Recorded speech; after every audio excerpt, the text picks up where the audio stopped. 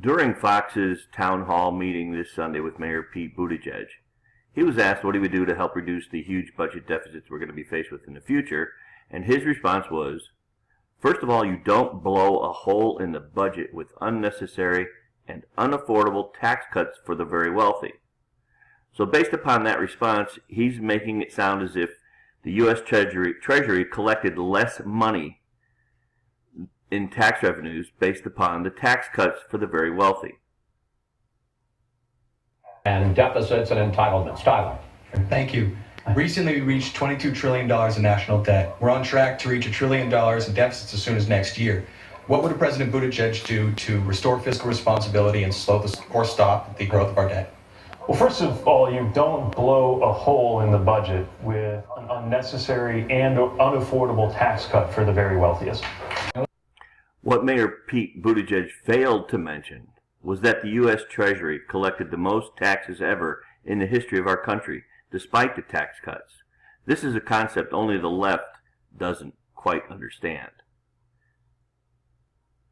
Well, don't take my word for it. Here's an article written in Investor's Business Daily. Go figure, federal revenues hit all-time highs under Trump tax cuts. And there's many more articles that we can present here. The bottom line is, when you cut taxes for the large corporations, they'll invest money in new manufacturing jobs, new infrastructure, new employees, which means more jobs, more high-paying jobs, and more tax revenues collected.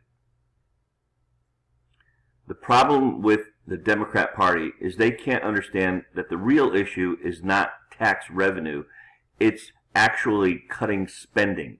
It's something you'll never hear come out of the mouths of all the 23 current U.S. presidential Democratic candidates vying for that spot. They just only want to do one thing, and that's raise your taxes, whether it be for corporations, which will impact the consumers, or whether it's raise taxes by other means or other sources or anything that they can tax. Bottom line is, the federal government needs to cut spending. When they start talking about cutting spending, then that's when we need to listen. But until then, the same old Democratic raise taxes to generate more tax revenues just doesn't work. Never has and never will. And this guy, Mr. Pete Buttigieg, is a Rhodes Scholar, and he still doesn't even understand the basic concept.